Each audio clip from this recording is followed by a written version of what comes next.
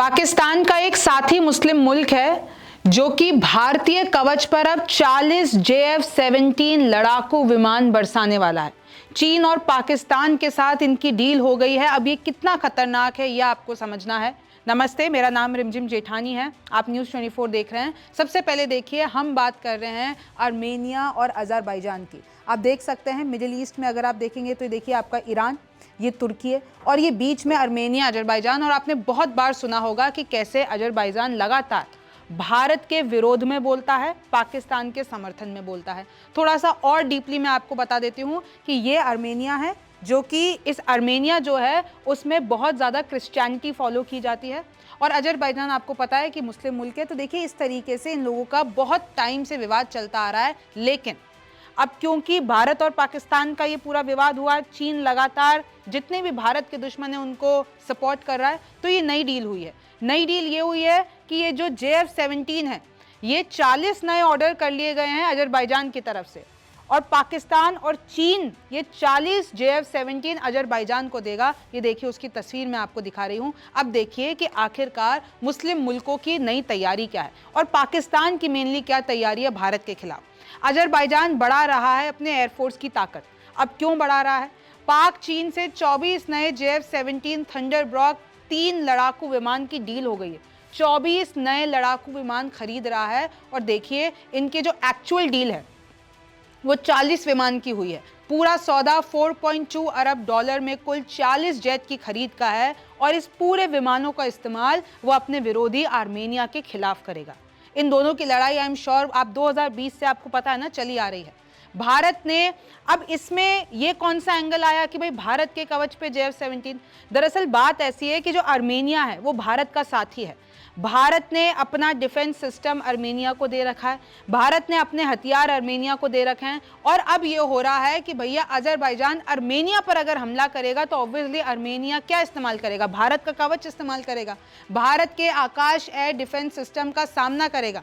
भारत ने आर्मेनिया को अपना आकाश सिस्टम बेचा है, तो अब आर्मेनिया कहीं ना कहीं भारत का ये डिफेंस सिस्टम यूज करके अज़रबैजान से लड़ेगा। और अज़रबैजान के पास क्या क्या है? पाकिस्तान, तुर्की और चीन के हथियार है। तो देखिए ये एक इनडायरेक्ट वॉर देख लीजिए, एक प्रॉक्सी वॉर देख लीजिए। आर्मेनिया के पास इंडिया के हथियार हैं और वहां पर अज़रबैजान के पास पाकिस्तान, तुर्की और चीन के हथियार हैं। तो आपको ये प्रॉक्सी जंग देखने को मिलेगी। JF-17 की ताकत अगर मैं आपको बता देती हूं, जो पाकिस्तान और चीन मिलकर प्रोड्यूस करते हैं, मिलकर बनाते हैं, तो JF-17 सिंगल इंजन वाला मल्टी रोल लड़ाकू विमान है। इसकी लंबाई 14 मीटर है। रूस का RD-93MA टर्बोफैन इंजन लगा हुआ है इसमें, जो कि बहुत ही ताकतवर है। 1.6 मैक की गति है, 50,000 फीट की ऊंचाई है, वहां पर उड़ सकता है। KLJ-7A active electronically scanned array यानी AESA रडार लगा हुआ है, जो कि पता कर पाना बहुत मुश्किल होता है। दूर तक लक्ष्यों को ट्रैक करने में मदद करता है, मतलब आप दूर तक अपने दुश्मनों को ट्रैक करके उनको खत्म कर सकते हैं। JF-17 थंडरबर्ड 3 में हेलमेट माउंटेड डिस्प्ले सिस्टम है और ये इसकी सैन्य ताकत को, इसके लड़ने की कैपेसिटी को और ज़्यादा बढ़ा देता है। गाइडेड बम है, एंटी शिप मिसाइलें हैं, PL-15E air to air missile हैं, ये सब ये कैरी कर सकता है। 4000 किलोग्राम तक वजन ले जाने में सक्षम, और वो वजन इनफैक्ट गोला बारूद ले जाने में सक्षम है। तो देखिए किस तरीके से अज़रबैजान अपनी सैन्य ताकत में बड़ा इजाफा कर रहा है और आर्मेनिया के लिए बड़ी मुश्किल बन रहा है। अज़रबैजान आर्मेनिया के बीच नारगोनो काराबाख क्षेत्र को लेकर तनाव है, ये आपको 2020 से पता है। ज़रा मैं आपको ये बता देती हूँ कि आपको ये जो इलाका दिख रहा होगा नारगोनो काराबाख, ये आर्मेनिया और अज़रबैजान के बीच में अगर आप देखेंगे तो आर्मेनिया का है पूरा ये हिस्सा, लेकिन अज़रबैजान के अंदर है। तो हमेशा से इस पे डिस्प्यूट होता आया है। इसको और आसानी से अगर मैं आपको समझाऊंगी तो देखिए अज़रबैजान को तुर्की, पाक से लगातार हथियार मिल रहे हैं, ये मैं आपको बात बता चुकी हूँ। आर्मेनिया लगातार कश्मीर मुद्दे पर भारत की स्थिति का समर्थन करता है और इसलिए आर्मेनिया से पाकिस्तान बहुत चिढ़ता है, तुर्की बहुत चिढ़ता है। और क्योंकि आर्मेनिया एक क्रिश्चियनिटी बहुमूल्य वाला देश है, तो इसलिए भी ये जो पूरा रीजन है मुस्लिम मुल्कों वाला, उसमें तुर्की, पाकिस्तान को ये एक बड़ा ब्लॉक लगता है, तो आर्मेनिया के हमेशा खिलाफ रहते हैं। लेकिन भारत जो है वो आर्मेनिया का समर्थन करता है। भारत ने अपने गोला बारूद, Pinaka multi barrel rocket launcher, anti tank हथियार, अपना डिफेंस सिस्टम सब आर्मेनिया को दे रखे। अब अगर मैं थोड़ा सा आपको हिस्ट्री बता देती हूँ आर्मेनिया और अजरबैजान की, तो देखिए इनमें एक लॉन्ग स्टैंडिंग टेरिटोरियल डिस्प्यूट है विच इज़ नागोर्नो काराबाख। ये मैंने आपको पहले ही बताया है। ये आर्मेनियन रीजन है जो कि अजरबैजान के अंदर है। अगर हम इसकी थोड़ी सी हिस्ट्री देख लेते हैं तो जब सोवियत लेगेसी थी, तो जब सोवियत यूनियन कोलैप्स हुआ तो ये कॉन्फ्लिक्ट और ज़्यादा बढ़ गया। 1988 और 1994 के बीच में आर्मेनियन फोर्सेस ने पूरा कब्जा उस पूरे इलाके पे कर दिया था। ये बात मैं बता रही हूँ फर्स्ट वॉर की। लेकिन फिर क्या हुआ कि धीरे धीरे ये वायलेंस, धीरे धीरे तनाव बढ़ता गया और 2020 में जंग होती है, वॉर होती है। अजरबैजान ने तुर्की के साथ मिलकर पूरे एडवांस ड्रोन की अपने इस्तेमाल से वो जितना भी पार्ट था जो आर्मेनिया ने कैप्चर कर रखा था उसको अजरबैजान ने उससे छीन लिया, यानी वापस ले लिया।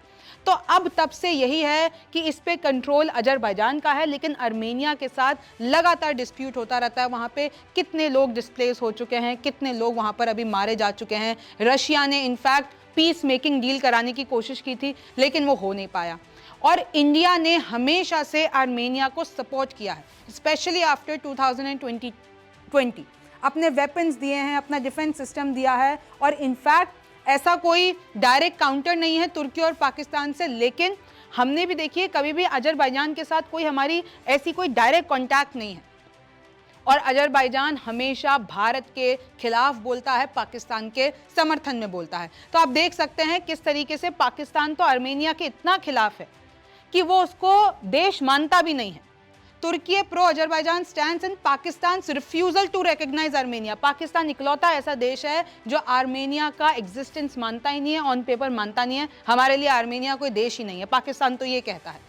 अब देखिए आर्मेनिया, जो मैं आपको शुरू में ही बता रही थी, आर्मेनिया में जो रिलीजन चलता है वो है आर्मेनियन अपोस्टोलिक चर्च, और ये 97 से 98% की जो आबादी है वो उसको फॉलो करती है। और अगर आपको मैं बता दूं तो ये oldest Christian denomination in the world है। मतलब ये पहला ऐसा देश है जिसने सबसे पहले दुनिया में क्रिश्चियनिटी को अपनाया था और अपने राज्य का, अपने देश का रिलीजन बनाया था। और इसलिए ही, और ये कब हुआ था? 301 AD में, मतलब रोम से भी पहले। तो तब से ये देखिए जो तुर्की है, पाकिस्तान है, मुस्लिम मुल्क है, आपको पता है जितने भी ये सुन्नी मुस्लिम मुल्क है, ये नहीं पसंद करते हैं आर्मेनिया को। और तब से इन लोगों का डिस्प्यूट चलता आया है। लेकिन भारत आर्मेनिया के साथ है, भारत ने अपना कवच दिया है। और अब पाकिस्तान, तुर्की, चीन, ये सब मिलकर, अजरबैजान मिलकर प्लान बना रहे हैं डायरेक्टली भी भारत के दबाव को कम किया जाए और इनडायरेक्टली भी किया जाए। लेकिन मैं आपको जाते जाते एक बात बता दूं कि कैसे तुर्की के हथियार, चीन के हथियार जब पाकिस्तान ने इस्तेमाल किए भारत के खिलाफ तो क्या हुआ आप सब जानते हैं। भारत के हथियारों ने, भारत के कवच सिस्टम ने सबको ऐसा मुंह तोड़ जवाब दिया कि एक भी हमला वो नहीं कर पाए। अब क्योंकि भारत के हथियार आर्मेनिया के पास है और अजरबैजान के पास तुर्की, चीन, पाकिस्तान के हथियार हैं, तो वहां पे भी क्या होने वाला है आपको पता है। किस तरीके से भारतीय हथियार वहां पर भी मुंहतोड़ जवाब देंगे और किस तरीके से जो भी तुर्की, चीन, जो भी भारत के खिलाफ ये लोग प्लानिंग बना रहे हैं उसमें ये सफल नहीं होंगे। आप न्यूज़ 24 देख रहे थे, मेरा नाम रिमझिम जेठानी है। आपसे फिर मुलाकात होगी। नमस्कार, मैं हूं मानक गुप्ता। अगर आपको हमारा ये वीडियो पसंद आया हो तो इसे लाइक और शेयर जरूर करें। और हाँ, हमें सब्सक्राइब और फॉलो करना ना भूलें ताकि आप देश और दुनिया की कोई खबर मिस ना करें। तो जुड़े रहिए हमारे साथ और देखते रहिए न्यूज़ 24।